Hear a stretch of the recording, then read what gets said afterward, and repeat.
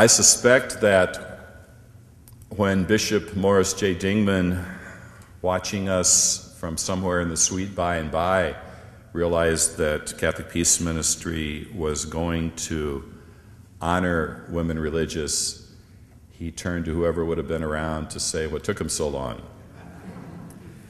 This evening, of course, we honor women religious and their communities who have been at the forefront of work for justice and for peace.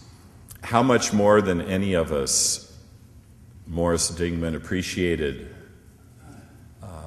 what the women religious gave to not just the church, but to society in general. And he more than appreciated that, but brought so many of you who are here today into very important positions in the diocese.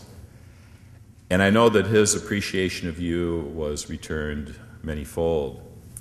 So perhaps we come full circle tonight as this night in our Bishop Dingman celebration, we honor you and many others like you. But long before bishops and priests found the courage to speak and act on behalf of peace with justice, women religious were already leading the way. Because it was women religious who first understood the full ramifications and the prophetic implications of the Second Vatican Council.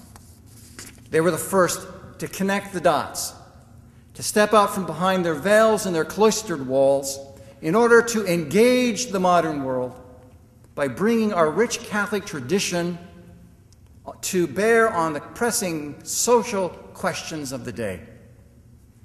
I think they were ready to act because they already, for generations, taught children after children of wave after wave of immigrant people. They were already serving those discarded by the rich and the powerful.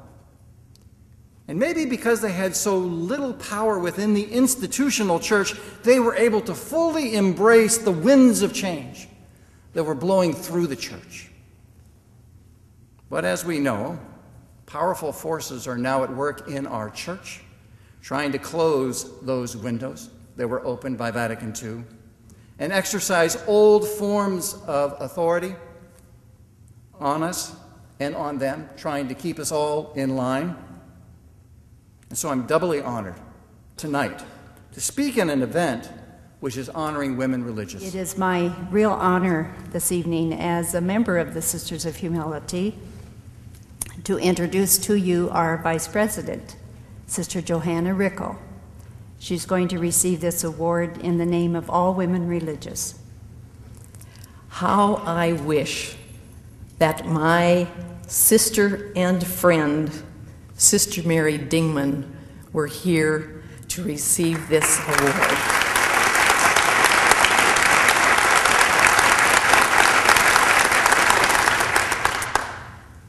That being said, it is indeed an honor and a blessing to accept this award on behalf of the women religious.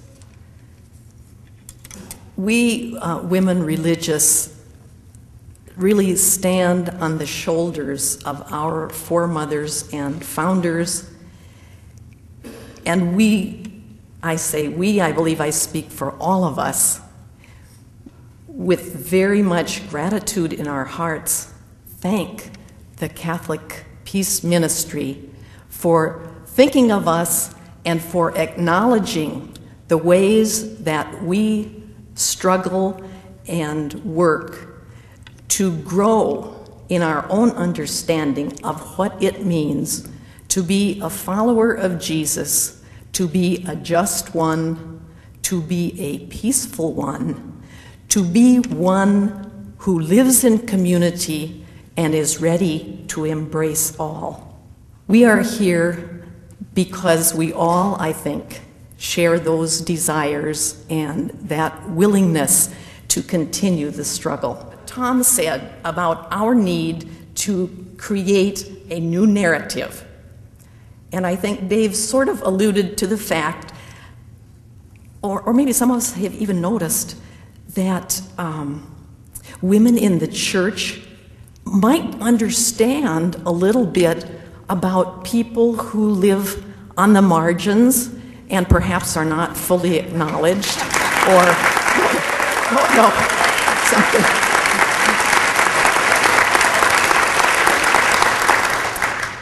It's wonderful to be in a church where it takes all kinds to make a great possibility of communal moving forward. But I think the point that I'm really trying to make here is that we need to be able to recognize and acknowledge the wonderful way that all of us are creating church, are building the reign of God, and God willing, are helping our country to create that new narrative. An interesting thing to me has been that of the people who have gone to visit the Women and Spirit exhibit in Dubuque, and that I've heard from when they return, a phrase that keeps appearing over and over again is, "I had no idea that women religious were involved in." And then they go on to name, well, whether it was the founding of the Mayo Clinic, or perhaps it was some of the early work on DNA, or maybe it was nursing both sides of the soldiers in the Civil War, or it was creating hospitals. There are just so many aspects of our national life that have indeed been profoundly influenced by the service and the ministry of women religious. And it's practically unperceived in general, and in a large part taken for granted, I think. And so I believe that you are doing a civic duty if you go off and visit the Women in Spirit exhibit. We're one little small part of our nation's, what shall I say, least ones, who are exceedingly important in the building up of who we need to be as Americans and who we are as Americans in our best moments. So I think that could be part of our peace ministry, to raise up these stories of all kinds of people, all kinds of communities, any number who are building up a different understanding and a different narrative about who we are, what our values are, what we stand for. So I invite you especially, if you haven't gone to Dubuque yet, by all means go there. That's, as I said, it's one little segment of that big American population that really has done very significant work in, I believe, promoting aspects of peace and justice that draw us closer to that loving community that Jesus calls us to live, and that some of us name the reign of God. That, I believe, is a great work, and it's a work that all of you are involved in. We certainly, as religious, could not have done the things that we did without the countless collaborators that we encountered in our parishes, in our working systems, in our local communities, in our international activities. So I really want to call us all to recognize the force of community. Those of us who are involved in leadership of women religious have had some recent opportunities to recognize the power of solidarity among people who have common values and who are striving to lift up the narrative of who they know and believe that they are in the face of misunderstanding, or perhaps of hanging on to an old definition. I believe that women religious, along with, shall I say, the United States, this group, that group, I think a lot of us are in a phase of transition. And somebody said, America is a work in progress. Well, I really believe we can say the same thing of religious life. And so we need to get that new narrative to be recognized and acknowledged. Many people remember the sisters for many of the services and ministries that many of you grew up with. It's important, too, to recognize that women religious are involved in many kinds of advocacy groups. I think if you look in the center of your little page there, you can read about network and about a lot of other ways that women religious are working for systemic change, as well as working on very concrete needs that are here around us every day. And that could be everything from a child who has no place to go after school to the trafficking of women and children. There's a whole gamut of ministries that women religious are responding to at this time. So it's good for us to know that we can't stop and we can't leave ourselves in our little boxes that we, you might say, have become accustomed to. We have to keep recognizing that there's a forward progression. And in order for us to really be able to achieve the peace and the justice that we want, we need to keep listening. We need to see the reality around us, judge it carefully, and open our hearts to all of those folks, whether we have the exact same understanding or not.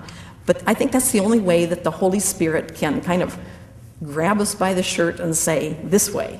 And I think that's what is probably the key component of any of our work that we have to do. So once again, I thank the Catholic Peace Ministry for all of us women religious who stand in solidarity in this great work that we still struggle to carry forward, shoulder to shoulder with all of you. Thank you so much. The 2011 Bishop Morris Day Dingman Peace Award, presented to women religious in their communities who have answered God's call to be instruments of peace. Catholic Peace Ministry, April 2, 2011.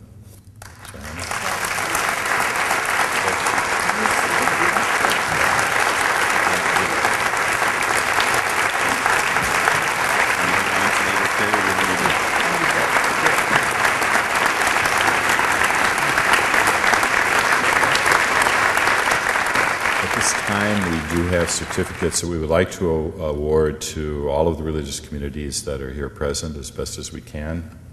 Sisters of Charity of the Blessed Virgin Mary. Congregation of the Humility of Mary. Sisters of Mercy of the Americas. Servants of Mary. Sisters of St. Francis of Dubuque. Sisters of the Presentation. Sisters of St. Francis of Clinton. Sisters of Christian Ministry. Sisters of St. Francis of Assisi, Milwaukee.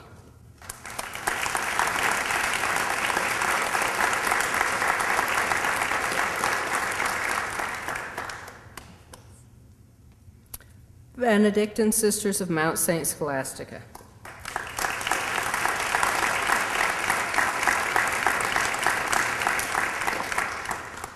School Sisters of St. Francis, Milwaukee.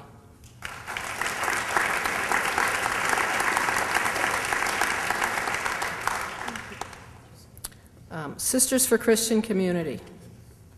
Franciscan Sisters of Perpetual Adoration. Cincinnati Dominicans. Notre Dame Sisters, Omaha Province. The Adrian Dominicans. Sisters of the Holy Cross. Dominican Sisters of Maine. Peacebringer, come to all hearts at war. Move them to lay down their weapons, to cast aside bitterness and resentment. Bring your peace to hard-hearted ones. Lessen the grip of those who desire revenge. May your peace release whatever binds and free all those held captive by hostility. Amen. Nation will rise to dance and sing.